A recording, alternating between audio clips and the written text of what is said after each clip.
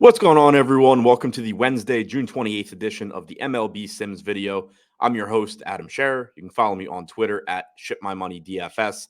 We have a 13-game MLB slate today, another Coors Field slate where the Dodgers have a massive total. So the video is going to be somewhat similar to yesterday because the slate is laid out the same way. We have the Dodgers running away in terms of top stack percentage and the most likely team to succeed, and a bunch of other teams looking very, very similar throughout the rest of the slate. So we're once again going to look through at the best ways to differentiate. How can you give yourself a chance to take down some tournaments tonight with the Dodgers being such a obvious play for everybody? So we're going to walk through how some of these lineups look and the overall exposures that are showing up at the top of the Sims tool right now. If you're watching this video on YouTube, hit the thumbs up below. If you're watching on Twitter, give it a like. It's much appreciated. Helps us out a lot. Now, starting with the individual lineups and the highest simulated ROI, we actually have a little bit of a balance here in the different stacks. We have Philadelphia, a five-man Philadelphia stack at the top, five-man Baltimore, then a five-man Dodgers, five-man Cleveland, another Dodgers, Miami, Yankees. So we actually do get a little bit of a mix there. That's a little bit different than yesterday where we had the Dodgers full five-mans just throughout the top of the list. But looking at the individual lineups, starting with this Philadelphia one that ranks at the top, we have an inexpensive Joey Wentz who isn't very good, but also isn't very popular. Kodai Senga looking like one of the better tournament options today at his current ownership. We actually have him projected, I believe, as the top scoring pitcher on the slate by a little bit over Blake Snell and Aaron Nola. Those guys are projected in Snell's case for more ownership, in Nola's case for about the same. So he is someone that's just going to show up in a lot of these top lineups. He's showing up in this one, has a good strikeout matchup against the Brewers. Then you get into the bats, Real Muto, Sosa, Turner, Harper, and Castellanos, the Phillies bats in this one. So using Sosa as a value piece, but then getting to some pretty good bats the rest of the way. It's not an ideal matchup against Drew Smyly, but it's not one that you need to run away from either. As far as one-offs in this lineup, you're getting to Benintendi from the White Sox, Freeman in Coors, and then Andy Ibanez from the Tigers. So not the best one-offs, but you spent a good amount of your salary on Castellanos, Harper, Turner, Real Muto, and Senga. So that makes some sense, not to mention Freddie Freeman, also expensive. Next, we have Baltimore facing a right-handed pitcher for the first time in this Cincinnati series in Baltimore. We know that we prefer them against right-handed pitching at home because Camden Yards plays up left-handed power while it kills right-handed power. We're getting Luke Weaver today, who has had plenty of issues with power this year. Lefties have a 209 expected ISO against him. Righties are at 224. So it's a very high upside spot for the O's. We're paying down for Michael Grove as your SP2. He's very low owned because he's pitching in Coors, but he's got pretty good strikeout stuff. And we know the Rockies offense this year is bad no matter where they are. So he's clearly a risky play, but there is some upside there at low ownership. Braxton Garrett also not getting much ownership, despite the fact that he has the second highest strikeout percentage on this slate of any of the guys who have been starting all year long. The only pitcher with a higher strikeout percentage is Blake Snell. So Garrett does look like a pretty interesting tournament option, even though it is a dangerous spot. He's facing the Red Sox in Fenway. So you have a good Red Sox offense. You also have a large park downgrade for Garrett. As a result, the Red Sox do have a 4.8 implied run total. Very risky spot, but risky doesn't mean that the strikeouts can't be there, that you can't get a big start from him at pretty low ownership. So you're going with two contrarian pitchers. Then we're getting to solid Orioles hitters. Rutschman, obviously going to be one of your top catching options. Gunnar Henderson's going to look really good. Cedric Mullins always looks good. You still have a cheap Jordan Westberg, who's started hitting right out of the gate since being called up. And then Ryan O'Hearn, who has shown a lot of power this year, whether it be spring training, AAA with the Orioles. Seems to have figured things out, put them together since leaving Kansas City. So that's the Orioles. Next, we have our first Dodgers stack. And not surprisingly, you're looking at two low-owned pitchers here. Jaime Barria at $6,800, not pulling much ownership tonight in a matchup, a pretty solid matchup against the White Sox. They've been a below-average offense this year. Barria, as a starter, has shown good enough strikeout stuff, striking out 21.5% of hitters, 4.57 xFIP as a starter this year. He's only 6,800, not getting much ownership, like I said. Logan Allen, in the midst of a solid rookie season, striking out 22.5% of hitters with a 4.1 xFIP. He's not getting much ownership either. So you're saving ownership on pitcher, which is really important to give yourself a chance when you're going to a popular Dodger stack. We look at the Dodgers we're getting: Smith, Betts, Rojas, Vargas, and JD Martinez. So a nice balance there where Smith, Betts, and Martinez are expensive. Vargas and Rojas are cheap. They're facing the lefty Freeland, so you have the platoon advantage with all 5 guys. Kyle Tucker, high upside one-off from Houston. Gene Segura and Mark Canha rounding out that lineup.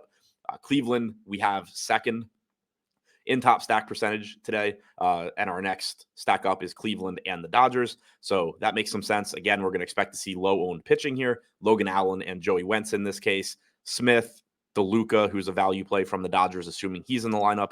And like 5-2 Dodgers. So Smith and DeLuca. Then you have the 5-man Cleveland with Bell, Jimenez, Ramirez, Rosario, Brennan, and then obviously a fantastic one-off in Shohei Ohtani going up against Lucas Giolito, who's gotten lit up by left-handed bats this year from a power standpoint. Also notable that this one's leaving a bunch of money on the table. So again, it looks like a very strong lineup. If you wanted to upgrade Joey Wentz to something or Logan Allen to something, you could. But again, keep in mind that you have a lot of popular hitters here, so you're gonna need to stay contrarian at pitcher. We get back to another Dodger stack where, again, we're going Garrett Allen. So 2 high upside pitchers, just, relatively risky spots. So they're not getting much ownership. Smith, Freeman, Rojas, JD, DeLuca. So again, we're using DeLuca and Rojas for value. And then you're paying up for Smith, Martinez, Freeman, rounding it out with McCutchen, Sosa, and Brandon Drury one-offs. So once again, you're seeing the same trend that we saw yesterday where you are getting to popular stacks with the Dodgers, but you're using low-owned pitching. You are taking stands there, not necessarily on a specific player, and that will be reflected later when we look at the individual player ownerships, but just on not getting to the popular pitching in the same lineups as your popular Dodgers. When you do go to those pitchers that project the best that everybody else is playing, you just run into so many lineups that are going to look very, very similar to yours, whereas this way, at least you're giving yourself a path where if one of these more popular mid-range pitchers like your Domingo Germán against Oakland, for example, has a bad start, at least you have a huge leg up on 20-25% of the field.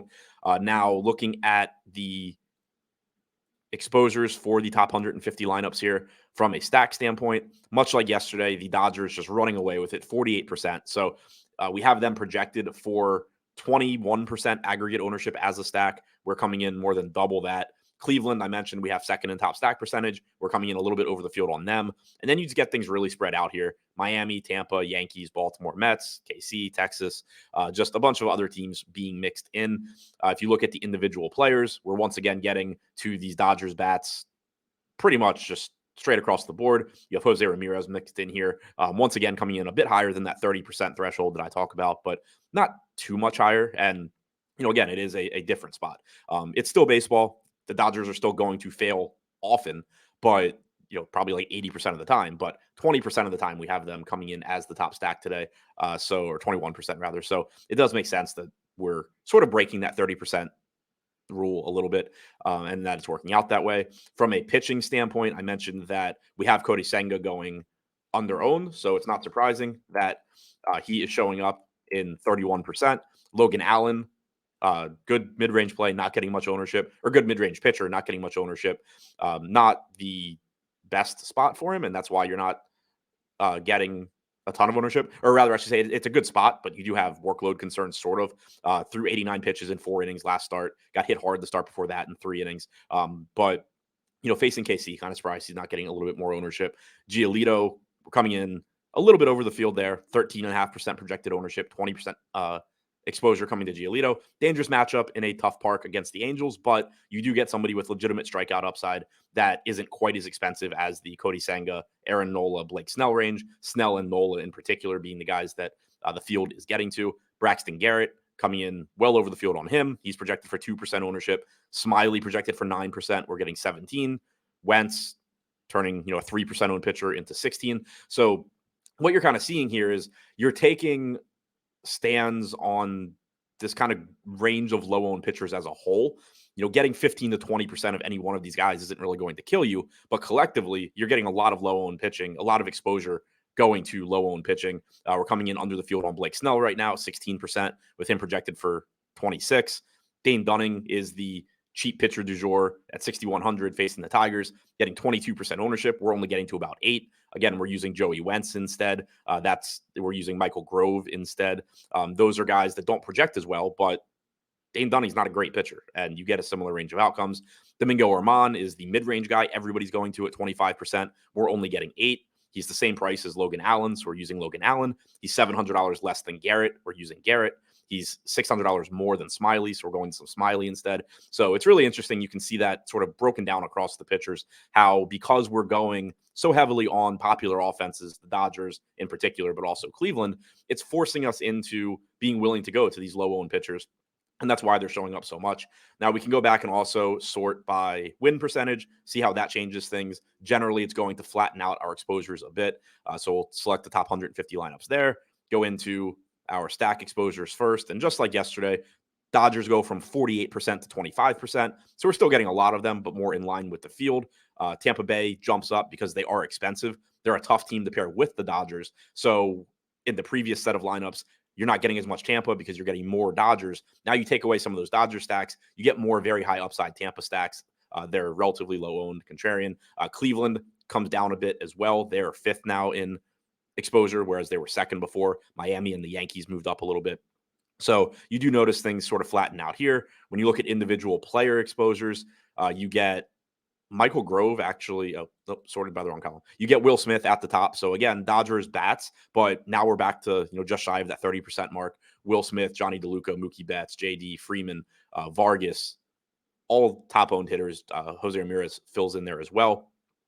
Looking at the pitching, should be pretty interesting to see what, if anything, changes there since we're not playing as much Dodgers as we were before.